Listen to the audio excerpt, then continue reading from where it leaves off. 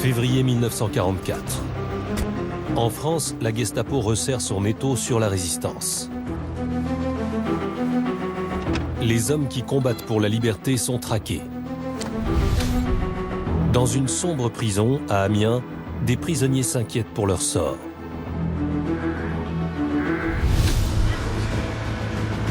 Un plan audacieux est mis au point afin d'abattre les murs de leur prison.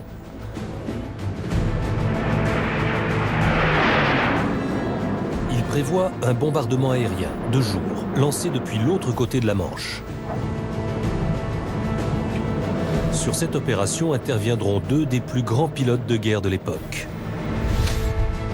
Le général de division Basile Embry. Impossible de l'oublier. C'était une légende. Et le colonel d'aviation Charles Picard, véritable héros en Angleterre. That gentleman is good old England, and I must say I'm damn glad to see it. C'était un sacré bonhomme. Le temps et la météo jouent contre eux. Et cette mission est loin d'être ordinaire. Pour éviter d'être détectés, ils devront voler à 400 km/h à seulement 15 mètres au-dessus de la mer.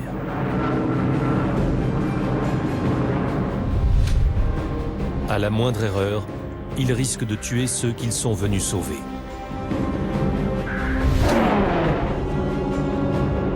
S'ils réussissent, cette opération sera l'une des plus audacieuses de tout le conflit.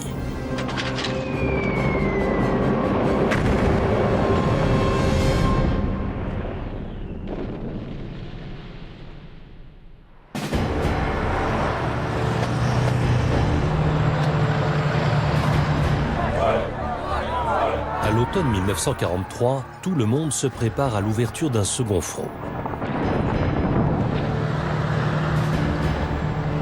Le sud de l'Angleterre s'est transformé en un vaste camp militaire, dans l'attente du débarquement allié en France.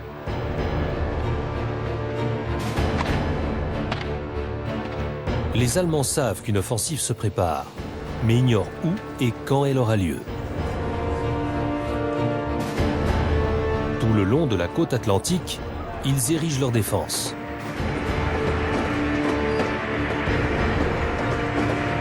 Derrière les lignes allemandes, la résistance représente une menace constante.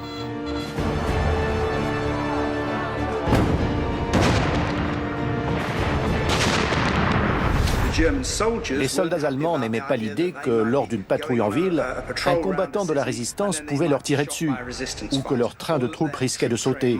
Ça créait un sentiment de malaise.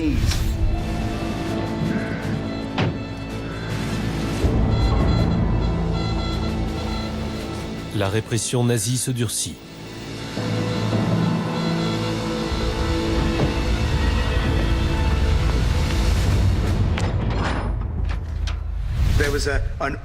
C'était une sorte de chassé-croisé où chaque action de la résistance était suivie d'une répression terrible des Allemands, qui exécutaient des centaines de prisonniers dans tout le pays.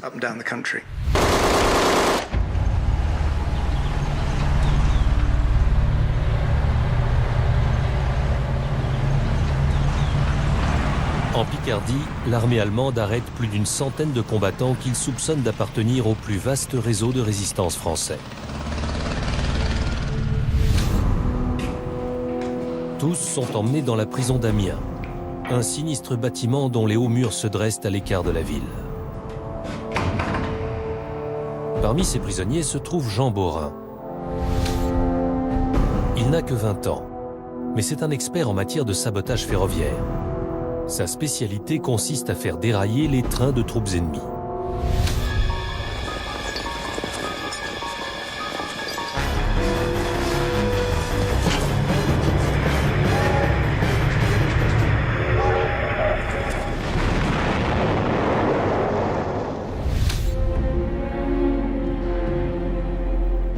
Jean Borin et ses camarades risquent maintenant l'exécution ou la déportation en Allemagne. Ils ont peu de chances de s'en sortir.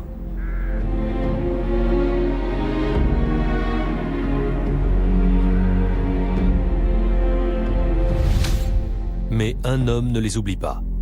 Dominique Ponchardier, l'un des chefs de la résistance dans la région d'Amiens.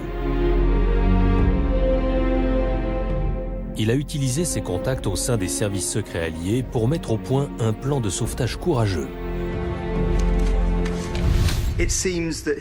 Apparemment, son argument pour convaincre Londres était que ça aiderait son groupe de résistants ralliés aux services de renseignement, mais aussi que ça aurait un impact positif sur le moral dans la région.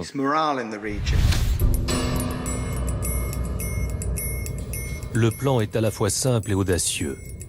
Mener une attaque aérienne pour percer les murs de la prison d'Amiens et permettre aux résistants de fuir. Pour ne pas tuer ceux que l'on tente de sauver, il faut que le raid soit d'une précision sans faille. Le chef de l'attaque devra être expert dans le bombardement stratégique. L'un des plus hauts gradés de la Royal Air Force.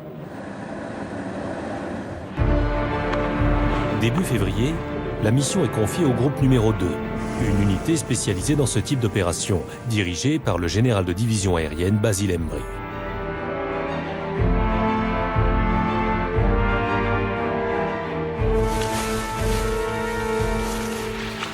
4 ans plus tôt, Basil Embry a lui-même connu la France sous la domination nazie. Son avion a été abattu. Il a été capturé. Mais il a réussi à fuir à travers le pays, devenant ainsi le premier pilote à rentrer en Angleterre via les réseaux de la résistance.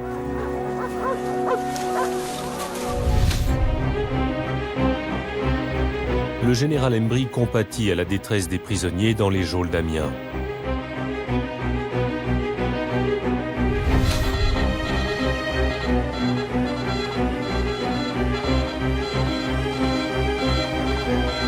Des agents de renseignement l'ont averti que beaucoup risquaient d'être exécutés le 19 février.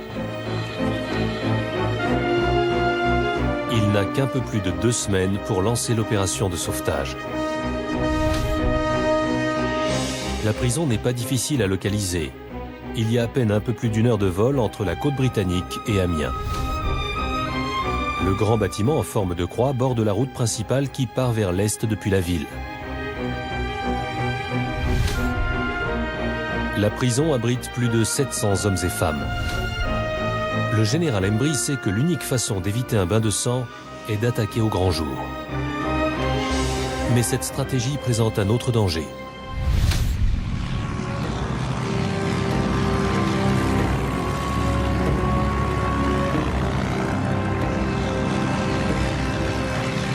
À quelques kilomètres de la prison, une base aérienne de la Luftwaffe accueille une escadrille d'élite de chasseurs Focke-Wulf 190.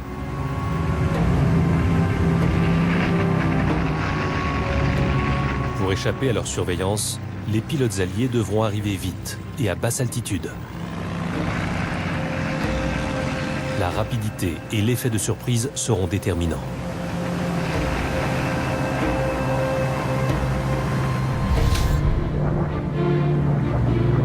Heureusement pour le général Embry, les pilotes du groupe 2 volent sur l'un des bombardiers les plus rapides au monde, le Mark VI Mosquito.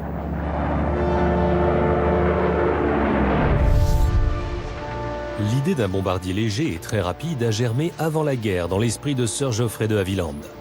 À une époque où la plupart des concepteurs se tournent vers le métal, il opte pour le bois.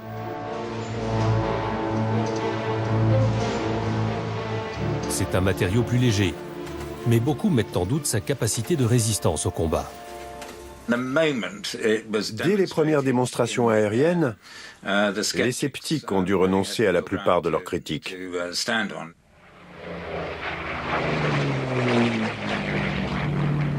Même le plus obtus des hauts gradés pouvait voir que ce modèle serait un succès. Ça ne s'est jamais démenti par la suite.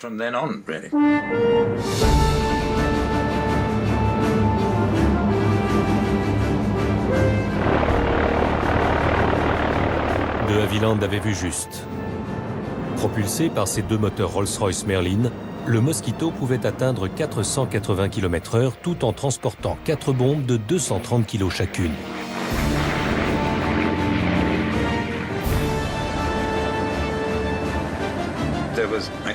Cet appareil a suscité beaucoup d'enthousiasme, car outre sa remarquable efficacité dans le largage de bombes, c'était un avion extraordinairement agréable à piloter. Il était très agile, très maniable et vraiment rapide.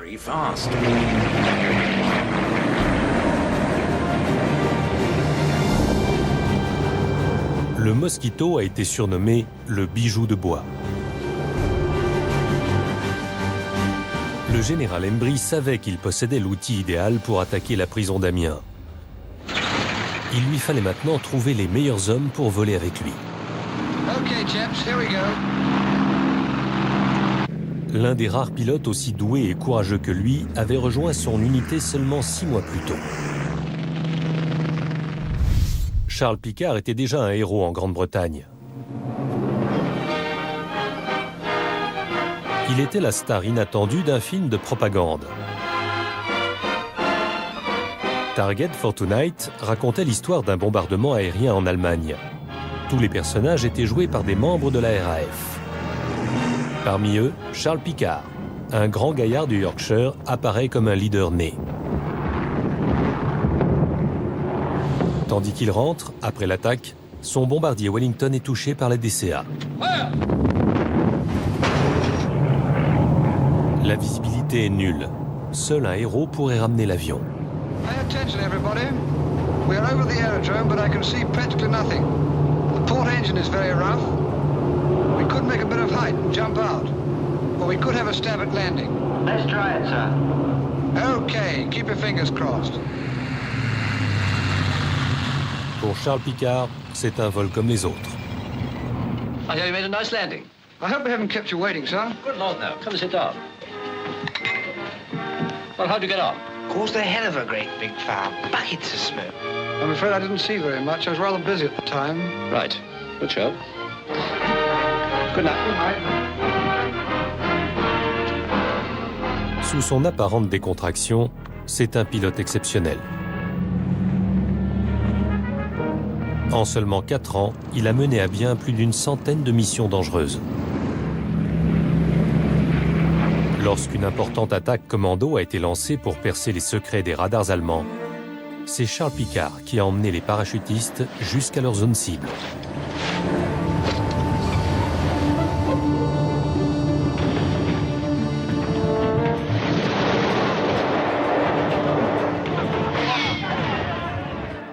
Et à leur retour triomphal, il était présent pour les féliciter. Il a été récompensé par une médaille militaire et par une visite du roi George VI.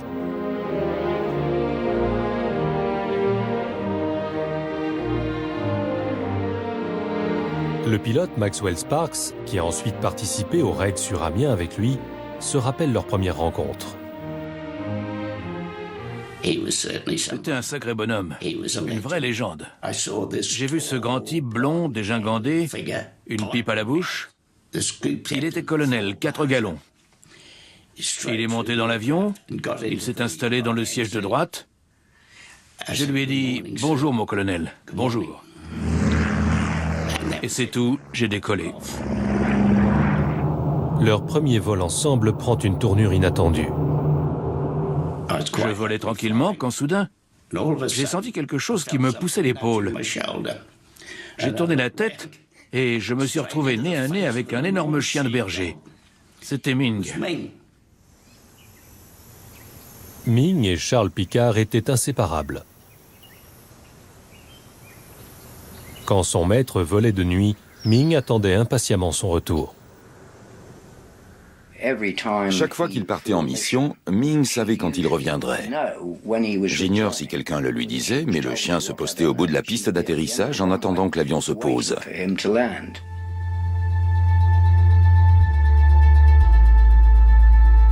La plupart des vols de nuit de Charles Picard étaient des missions secrètes. Il emmenait des agents alliés à la rencontre de leurs contacts de la résistance dans la France occupée. Chaque vol était périlleux. Il fallait trouver son chemin à la lumière de la Lune jusqu'à des pistes isolées, sans jamais être sûr de qui serait au rendez-vous. Souvent, le pilote n'avait que quelques minutes pour déposer ses passagers secrets ou récupérer des agents fuyant la Gestapo.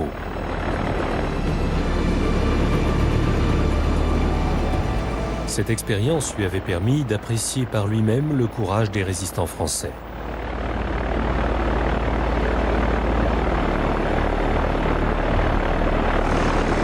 Cela faisait de lui l'homme idéal pour sauver les prisonniers de la prison d'Amiens.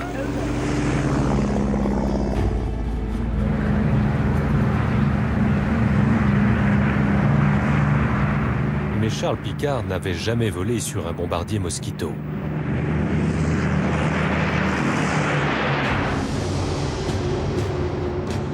Et la plupart de ces opérations avaient eu lieu de nuit. En rejoignant le groupe numéro 2 d'Embry, il savait qu'il devrait acquérir de nouvelles compétences afin de participer à des raids aériens rapides, de jour et à basse altitude.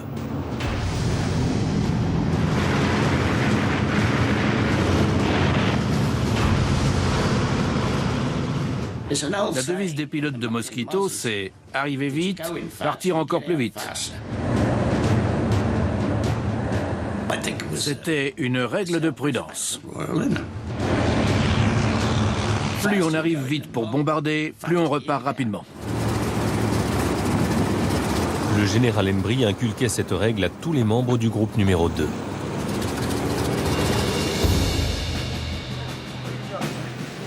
Les hommes volant aux côtés de Charles Picard étaient des pilotes d'élite, soigneusement recrutés dans des escadrilles britanniques, australiennes et néo-zélandaises.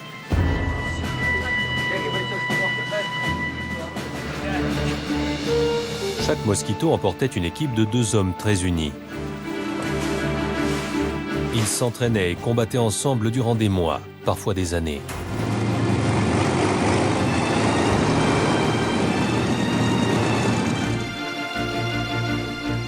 Le sous-lieutenant Sparks travaillait en binôme avec Alan Dunlop. Je pilotais, il s'occupait de l'itinéraire. C'était un travail d'équipe. Le duo formé par Charles Picard et son navigateur Alan Brodley s'est forgé au travers de nombreuses missions dangereuses. Michael Woods se souvient de ce que lui a raconté son oncle. Ils avaient quoi, 23 ou 24 ans quand on les a réunis? C'est très jeune pour se voir confier des responsabilités telles que les leurs. Et je crois qu'ils en avaient conscience. Mon oncle avait compris que ses chances de survivre à la guerre étaient très minces. Leur relation en devenait d'autant plus importante. En réalité, Charles Picard avait décidé qu'il serait frère de sang. Il s'était piqué le bras pour prendre une goutte de sang, avait piqué le bras de Brodley et les avait mis l'un sur l'autre en disant « Maintenant on est frères ».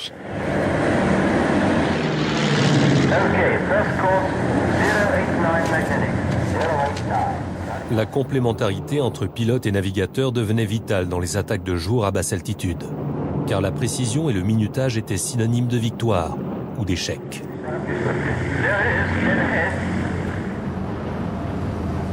On s'entraînait pendant des heures à différentes altitudes. On n'avait pas de viseur, car c'est le pilote qui larguait les bombes, mais on avait pris l'habitude de faire des marques au crayon sur le pare-brise. À telle altitude, on utilisait cette marque, plus haut, une autre marque. À force d'entraînement, on arrivait à être relativement précis.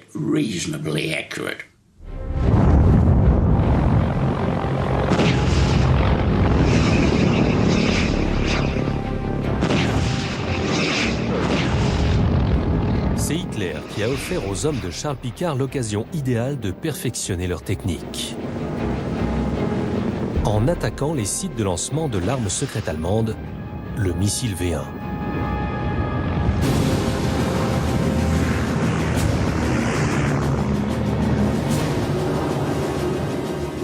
On volait très bas jusqu'à la cible, on montait jusqu'à 350 mètres, puis on bombardait en piqué. On devait viser la piste de ski, c'est-à-dire la rampe de lancement du V1.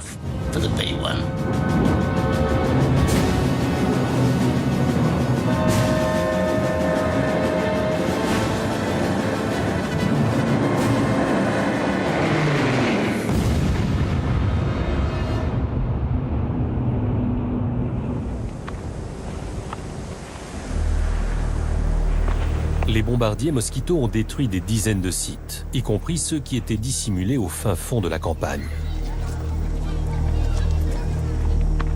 Une des raisons de leur efficacité est que l'emplacement exact des sites V1 leur était fourni par la résistance locale.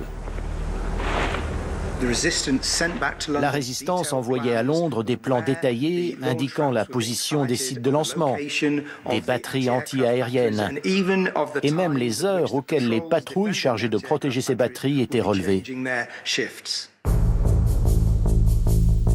Des renseignements tout aussi précis parviennent au général Embry et à ses équipes pendant qu'ils préparent leur plan d'attaque sur la prison d'Amiens. D'après ces informations, les bâtiments situés à chaque extrémité de la prison principale sont des postes de garde allemands.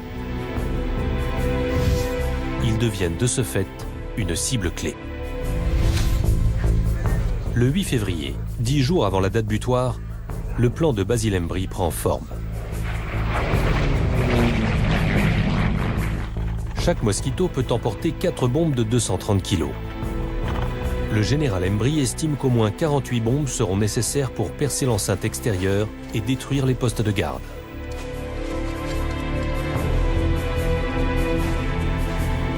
L'opération nécessitera donc 12 avions. Les bombes seront équipées de détonateurs spéciaux retardant l'explosion de 11 secondes afin que les pilotes qui voleront en formation serrée à hauteur des arbres aient le temps de s'éloigner. Le minutage est extrêmement serré. Il ne faut surtout pas se retrouver dans le souffle de la bombe du type devant soi. Tout est chronométré. En dépit des risques et de son grade de général de division aérienne, Basil Embry est décidé à diriger lui-même les Mosquitos, qui attaqueront en plusieurs formations soigneusement minutées. La première vague sera constituée de 6 pilotes néo-zélandais, qui viseront l'enceinte extérieure depuis l'Est et le Nord. La deuxième vague d'appareils, pilotée par des Australiens, arrivera aussi par l'Est, avec pour objectif les postes de garde allemands. Une fois ces bombardiers repartis, un Mosquito spécialement équipé de caméras haute définition survolera la prison. En plus de rassembler de précieuses informations, son pilote aura une responsabilité cruciale. Déterminer si la brèche ouverte dans le mur est suffisante pour permettre aux prisonniers de fuir. Si tel n'est pas le cas, il pourra appeler les 6 Mosquitos de réserve, qui voleront à une dizaine de minutes derrière lui. Ceux-ci transporteront 24 bombes de plus. Ils ont comme sinistre consigne de détruire la prison tout entière.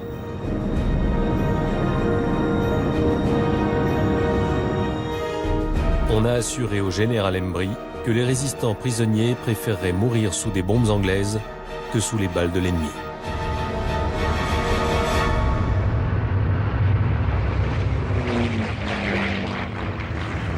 Les chasseurs allemands basés près de la prison présentent une menace pour les hommes d'Embry. Le général a donc ordonné que 2 escadrilles de Typhoon les couvrent durant tout le raid. Les derniers détails de l'opération se mettent en place. Les agents de renseignement ont indiqué que les gardiens allemands déjeunaient à midi pile. Ce sera le meilleur moment pour agir.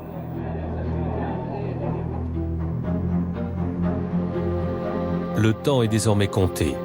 Il reste à peine plus d'une semaine avant les exécutions annoncées pour le 19 février. Durant cette phase critique, le général Embry est confronté à 2 problèmes de taille. La météo tout d'abord. Elle est catastrophique. des tempêtes de neige balayent tout le nord de la France. Les météorologues ignorent si le ciel se dégagera à temps. Le deuxième problème vient lui aussi d'en haut. Du supérieur du général Embry, le général d'armée Lee Mallory. Le 10 février, quelques jours seulement avant l'attaque, il décide soudain que celui-ci ne volera pas. Personne ne sait vraiment pourquoi. Le général Embry en sait-il trop sur les sources de renseignements à l'origine du raid? Ou est-il trop important pour qu'on risque de le perdre?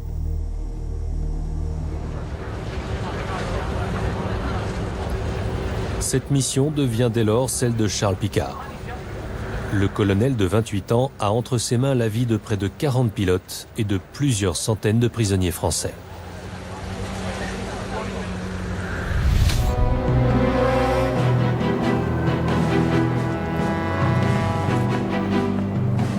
En France, les événements vont bientôt alourdir l'enjeu.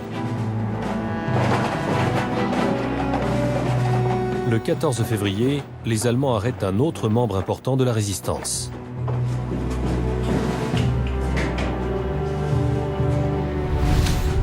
Raymond Vivant, haut fonctionnaire local, était bien placé pour rassembler des informations pour les Alliés. À présent, il se trouve lui aussi dans la prison d'Amiens.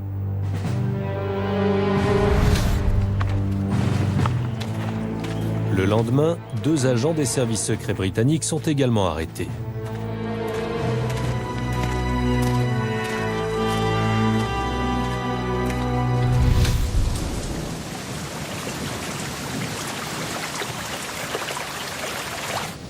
Le 16 février, le temps commence à se gâter en Angleterre. Chez les pilotes, la tension monte d'un cran. On a tous été confinés au camp pendant 48 heures. On savait que quelque chose se préparait, mais quoi? Tout le monde l'ignorait. La sécurité était draconienne dans le camp. Le 17 février, le blizzard fait rage.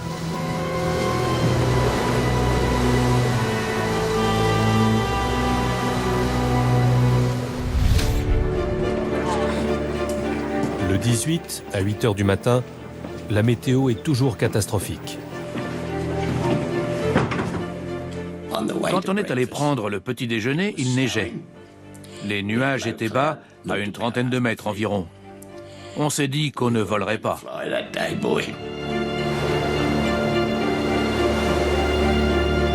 Mais les exécutions sont prévues dans moins de 24 heures.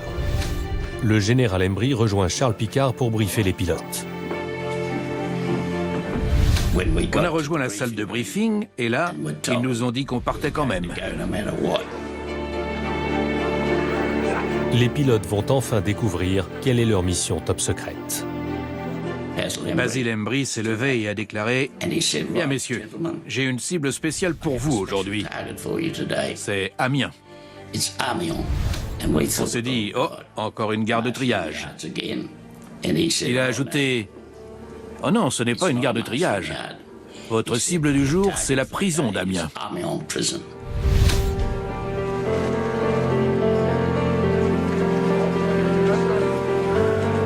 Charles Picard leur explique alors le plan. Abattre les murs d'enceinte pour libérer les résistants. Il nous a dit « Il y aura 3 escadrilles. La 3e sera en réserve.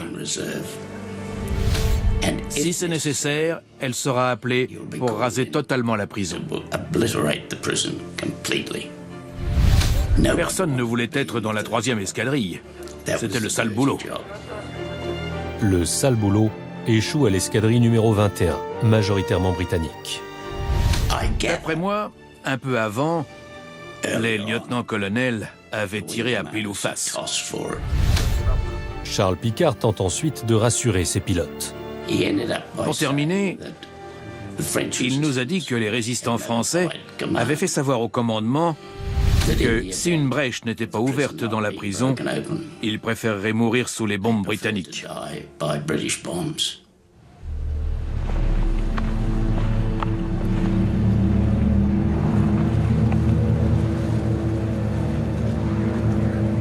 Vers 11h moins le quart, on est monté dans notre appareil et on est parti 2 ou 3 minutes avant 11h.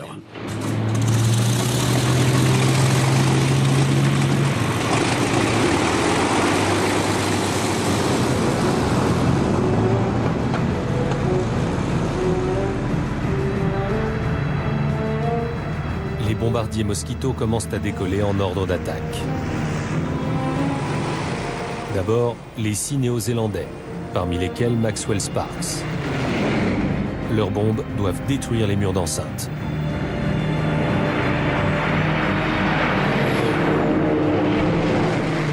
Puis vient la vague australienne, avec pour cible les postes de garde allemands. Le colonel Picard a choisi de voler à l'arrière de leur formation. Mais ce matin-là, il a apporté un changement radical au plan du général Embry. Ce ne sera pas au pilote de l'avion transportant les caméras, mais à lui-même que reviendra la sinistre décision d'appeler ou non les 6 Mosquitos de réserve qui suivent à 10 minutes derrière lui. Il devra donc voler en cercle au-dessus de la prison pendant plusieurs minutes. Cela revient à enfreindre la règle d'or édictée par le général Embry, repartir vite. Après avoir largué ses bombes, il devait décrire des cercles rapides, observer la prison et décider si l'escadrille 21 devait intervenir pour faire son boulot.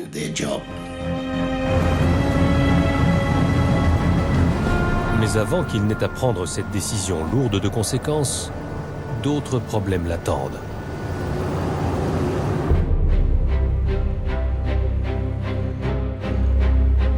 Au moment où les pilotes atteignent la côte, à Littlehampton, ils doivent retrouver leur escorte de chasseurs Typhoon. C'est une protection bienvenue face aux chasseurs d'élite de la Luftwaffe. Mais le mauvais temps perturbe les plans soigneusement élaborés par Charles Picard. Sur les 12 chasseurs, 4 manquent déjà à l'appel.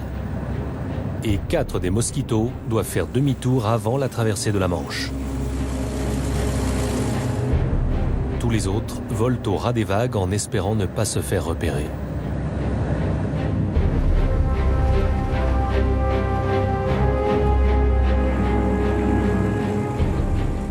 En volant assez bas et assez vite, on devait pouvoir y arriver.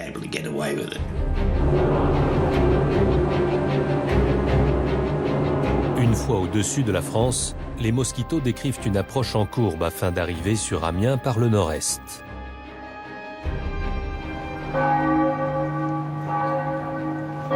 Au sol, les cloches de la cathédrale d'Amiens commencent à sonner les 12 coups de midi. Les pilotes ont quelques minutes de retard.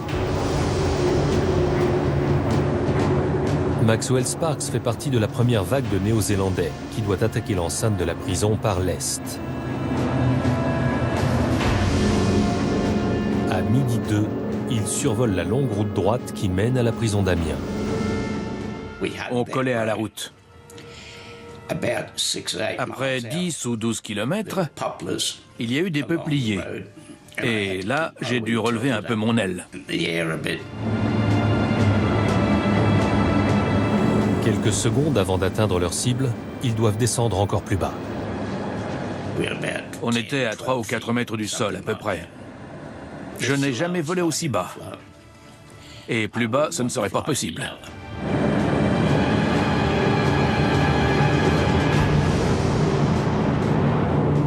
J'avais un œil rivé sur le mur et l'autre sur la bombe fixée sous l'aile du leader. J'étais aligné sur son empennage. Dès que j'ai vu la bombe partir, j'ai appuyé sur le déclencheur. Une fois les bombes larguées, l'appareil s'est élevé dans les airs à pleine puissance. J'ai filé par-dessus le mur, j'ai regardé en bas à droite. On est passé à côté de la tour de guet de la prison. Elle devait faire 5 mètres de haut. Et là, j'ai vu le visage très surpris d'un garde. Mon navigateur m'a dit plus tard que le gars était en train de fumer une cigarette. Ensuite, on est reparti.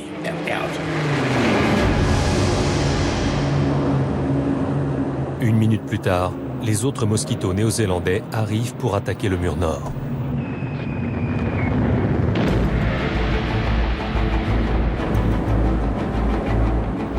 Mais l'opération a toujours 2 minutes de retard, un élément crucial. Pour éviter les explosions des bombes néo-zélandaises, les avions australiens doivent décrire un large cercle, retardant ainsi l'assaut sur les postes de garde.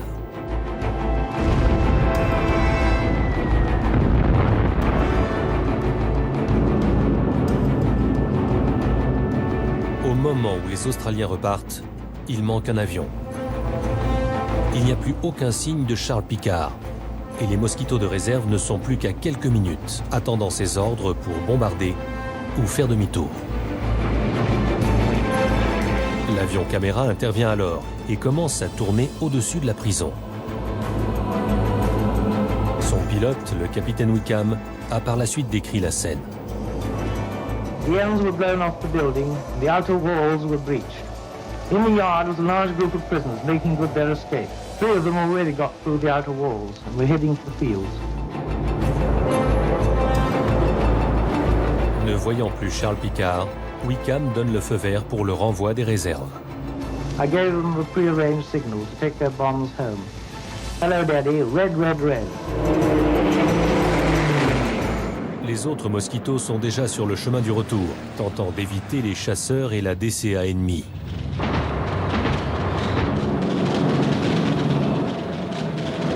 L'avion de Maxwell Sparks est touché. Le trou devait faire cette taille-là. Je ne pensais pas arriver jusqu'à la base. On a envisagé l'amérissage, mais l'idée ne nous plaisait guère. Le pilote parvient finalement à retraverser la Manche et atterrit en urgence sur un aérodrome.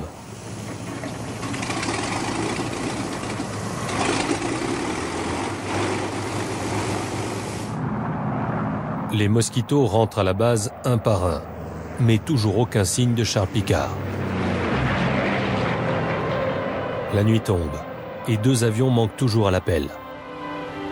Un de l'escadrille néo-zélandaise et un autre, piloté par Charles Picard et son navigateur, Alan Brodley.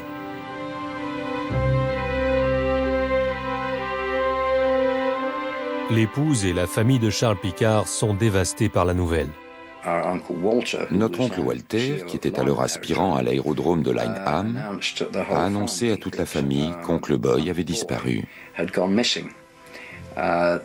ignorait quelle était la mission, mais il n'était pas rentré. Peut-être qu'il allait bien, mais personne n'en savait rien. Durant des mois, les Britanniques ont continué d'espérer que le héros de Target Fortune finirait par rentrer sain et sauf.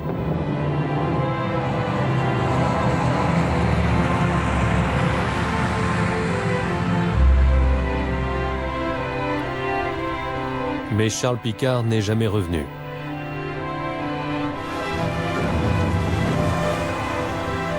Et ce n'est qu'après le débarquement en France que le général de division aérienne Basil Embry a su ce qui était arrivé à Picard et Brodley et aux résistants qu'ils avaient essayé de sauver.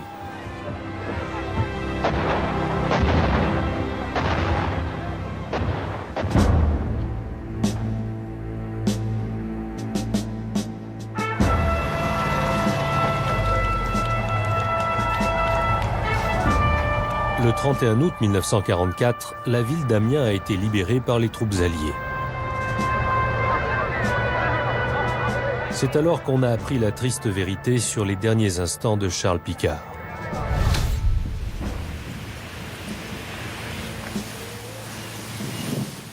Jean-Pierre Ducellier, un médecin en retraite passionné par cette période, a passé de nombreuses années à étudier l'attaque. Il nous raconte la suite de l'histoire.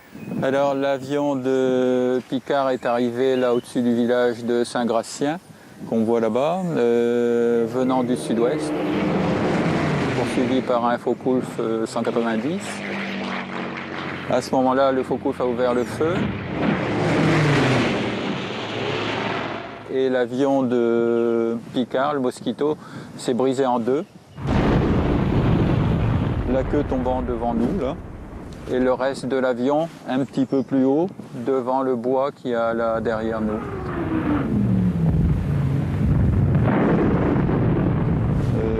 Au milieu d'arbres un peu dispersés, les débris étant en feu.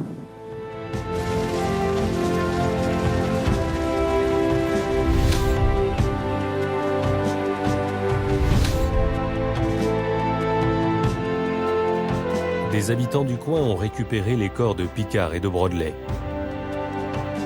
Ils les ont emportés dans leur village pour leur offrir temporairement une sépulture.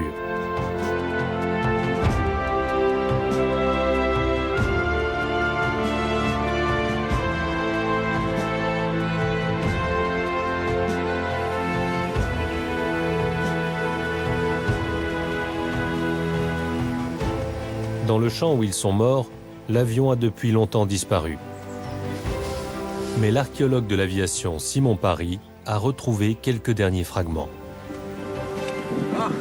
Salut, oui ça va. Cet élément faisait partie du harnais que portaient Picard ou Brodley.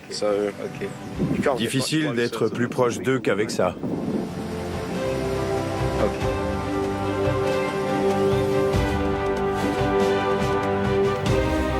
Les deux frères de sang avaient fait le plus grand de tous les sacrifices.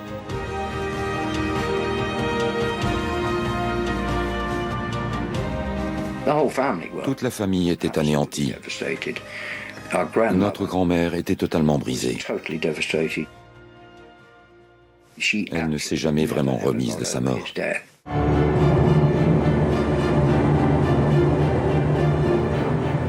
L'attaque des mosquitos sur la prison d'Amiens n'a été rendue publique qu'en octobre 1944.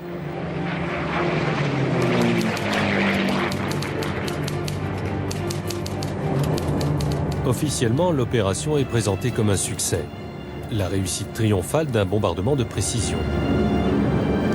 Selon le rapport, de nombreux résistants condamnés à mort ont été libérés. Les équipages des mosquitos sont célébrés comme des héros. La dernière attaque de Charles Picard lui a valu sa place parmi les grands combattants de la Deuxième Guerre mondiale.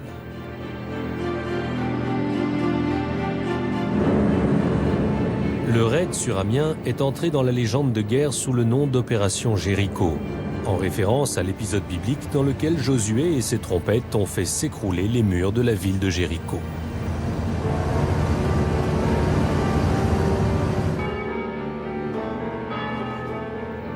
Mais à Amiens, on sait que les choses ne se sont pas tout à fait passées ainsi.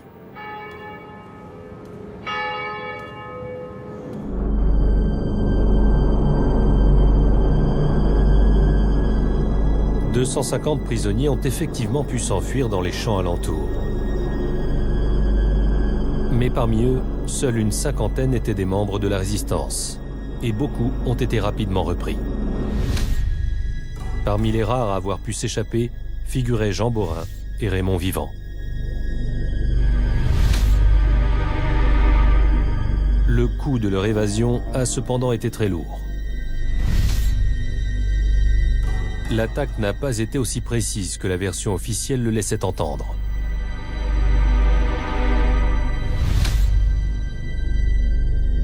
Le mur d'enceinte a bien été percé, mais tout le bâtiment de la prison a souffert. Dans l'aile nord, un énorme plateau en béton s'est écroulé.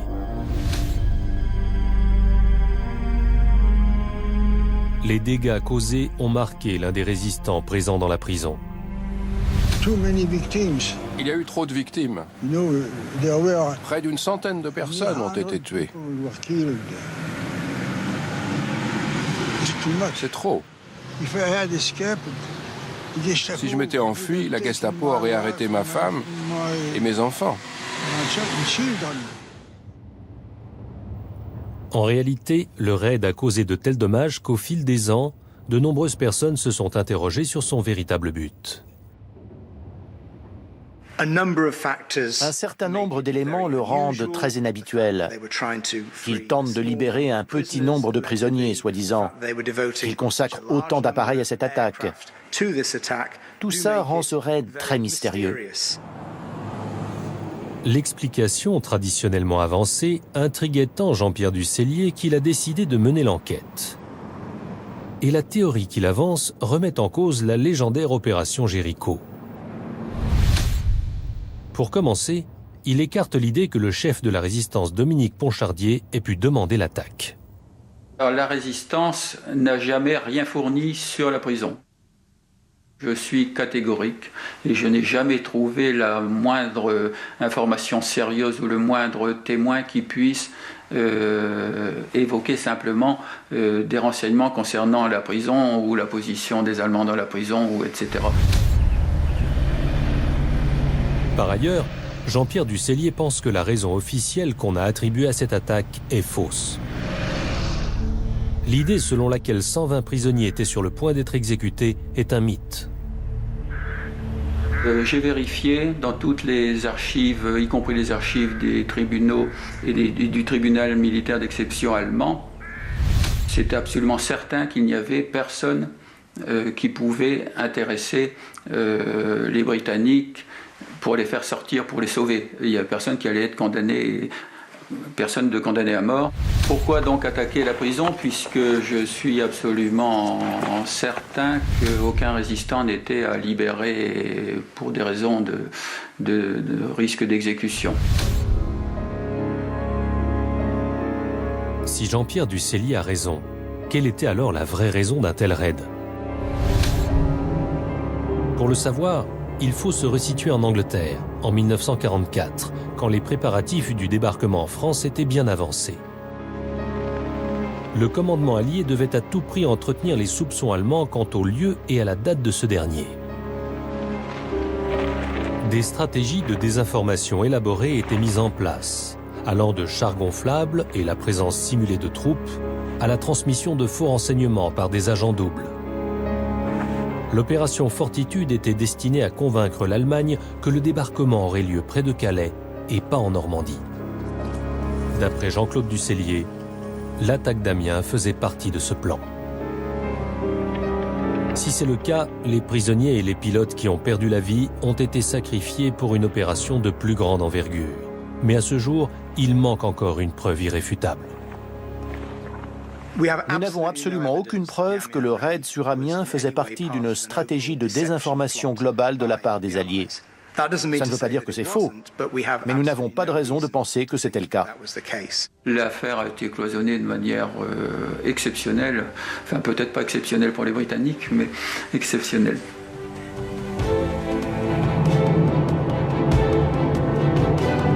Quelle qu'ait pu être la véritable raison du raid, les pilotes héroïques qui l'ont mené croyaient à la raison officielle de leur mission. Mais avec le temps, ils ont eux-mêmes reconnu à quel point elle était inhabituelle. Dès le départ, c'était une mission sujette à controverse. Mais la controverse, c'était de savoir s'il fallait le faire ou non. C'est tout ce que je peux en dire.